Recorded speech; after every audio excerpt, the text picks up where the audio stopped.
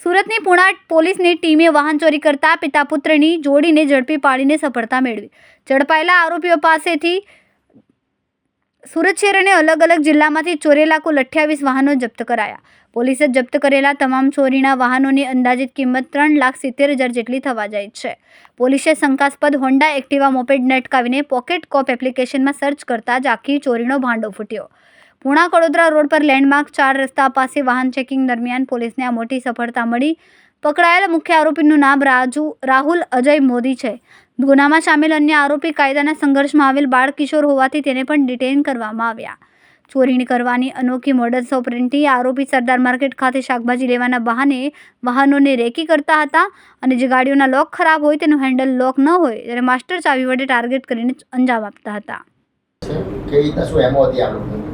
मेहरबान CP sir के मार्गदर्शन में जोन 1 की टीम कंटिन्यूसली वाहन चोरी के जो भी आरोपी हैं और वाहन को रिकवर करने का प्रयास कंटिन्यूस करती रहती है.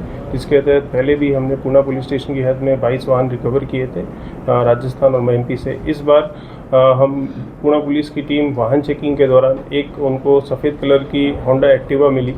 जब जो हेड कांस्टेबल विजय सिंह कांजी भाई इन्होंने पॉकेट कॉप पे जब चेक किया तो ये जो होंडा जो गाड़ी थी मोपेड जो थी ये ऑलरेडी इसके ऊपर थेफ्ट का ऑफेंस था. ये चोरी की हुई गाड़ी थी.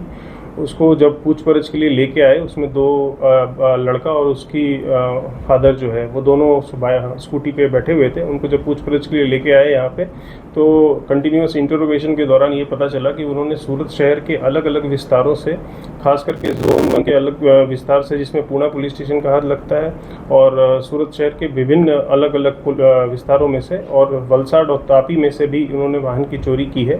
टोटल 28 वाहन अभी तक रिकवर हो पाए हैं और आगे भी प्रयास जारी है. जो भी और इन्फॉर्मेशन मिल रहा है उससे हम आगे भी वाहन को रिकवर करने का प्रयास कर रहे हैं.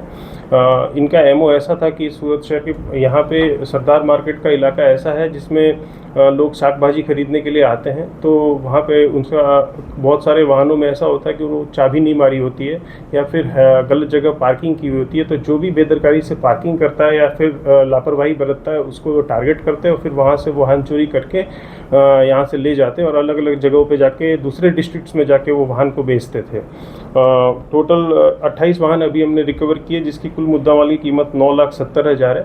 इसमें अभी टोटल 10 से ज़्यादा FIR भी दाखिल हो चुके हैं और बाकी भी FIR दाखिल करने का प्रयास चालू है. કેમેરામેન સેનિલ વિરાણી સાથે વિશાલ જેઠા, માનવ પ્રભા ન્યૂઝ, સુરત. અમારા વિડિયોની નવી અપડેટ મેળવવા માટે સબસ્ક્રાઇબ કરો માનવ પ્રભા ન્યૂઝ ચેનલને. બેલ આઇકન ક્લિક કરો લેટેસ્ટ વિડિયો સૌથી પહેલા મેળવવા માટે.